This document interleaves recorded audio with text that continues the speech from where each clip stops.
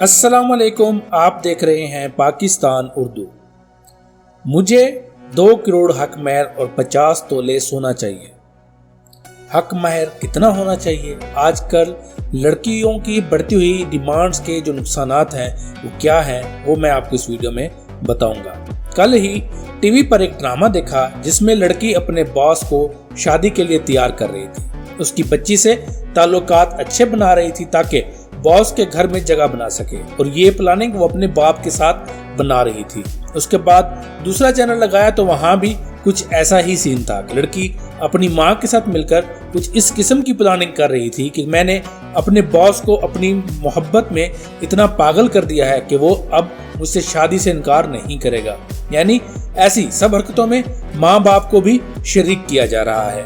اس سے پہلے بھی ایک ڈرامہ جلن دکھایا گیا تھا جس میں ایک بہن نے اپنے بہنوئی کو اپنی طرف سے ملتفت کر لیا تھا کہ وہ بہت زیادہ امیر تھا، جبکہ اس کا اپنا منگیتر زیادہ امیر نہیں تھا، اور بالآخر اپنی بہن کو طلاق دلوا کر خود اپنے بہنوئی سے شادی کر لی تھی۔ ابھی اسی وقت ہر چینل پر اسی آئیڈیا کو لے کر کچھ نہ کچھ نئے ڈرامے چل رہے ہیں جو کہ نئی نسل کو یہ سکھا رہے ہیں کہ شارٹ کٹ کیا ہوتا ہے اور اسے کیسے اپناتے ہیں، اور شارٹ کٹ کے لیے حرام حلال کا بھی فرق مٹا دیا گیا ہے۔ اس سے پہلے بھی بلاک بسٹر ڈرامہ میرے پاس تم ہو میں اسی قسم کی چیز کو دکھائی گئی کہ پیسے کے بل بوتے پر امیر شخص نے غریب کی بیوی کو خرید لیا۔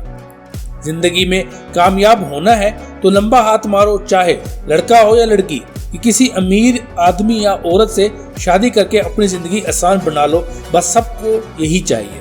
اس وقت سوشل میڈیا آپ کو بے شمار ایسی بے جوڑ شادیاں دکھائے گا جو بظاہر محبت کی شادیاں ہیں، لیکن صاف دکھائی دے رہا ہے کہ ان کے پیچھے اصل کیا ارادے کار فرما ہے۔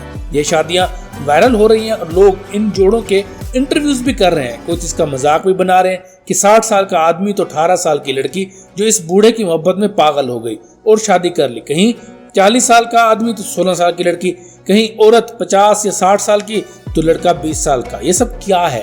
کیا یہ آپ کو محبت نظر آتی ہے؟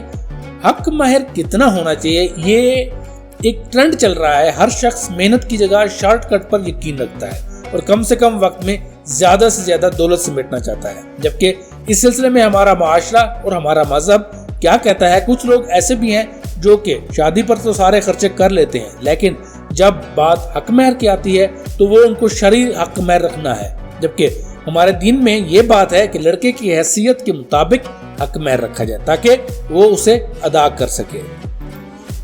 حق مہر کی آخر شرعی حیثیت ہے کیا؟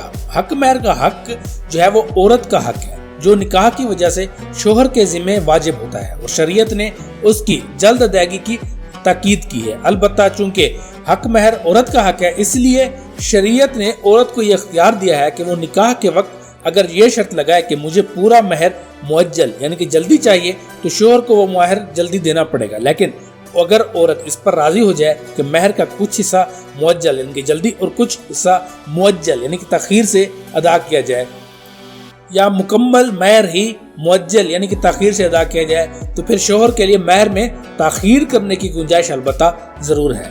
لڑکیوں کی بڑھتی ہوئی ڈیمانڈز اور ان کے نقصانات کیا ہیں؟ آج کل لڑکیوں کی بھی بڑھتی ہوئی اس ڈیمانڈ کا سب سے بڑا نقصان تو یہ ہے کہ آپ اپنے رشتے کو ناپائیدار بنا لیتے ہیں۔ جب شوہر کے سر پر بھاری بھر کم حق مہر کی تلوار لٹکتی رہے گی تو میاں بیوی کے تعلقات میں دراڑ آ جاتی ہے۔ دوسرے جن لڑکیوں کا یہ خواب ہوتا ہے کہ وہ بھاری بھر کم حق مہر وصول کر کے اپنی زندگی سنوار لیں گی تو یہ ان کی بھول ہوتی ہے۔ ایسی لالچی لڑکیوں کی نہ معاشرے میں کوئی عزت ہوتی ہے اور نہ کوئی مقام ہوتا ہے، حتیٰ کہ ان کے سسرال میں بھی ان کی کوئی عزت نہیں کرتا۔ اس کے علاوہ ایسی ہی لڑکیوں کی بدولت بہت اچھی لڑکیوں کو بھی اسی کیٹیگری میں لوگ لے لیتے ہیں، جس کی وجہ سے وہ اچھی لڑکیاں بھی ماں باپ کے گھروں میں بیٹھی رہ جاتی ہیں۔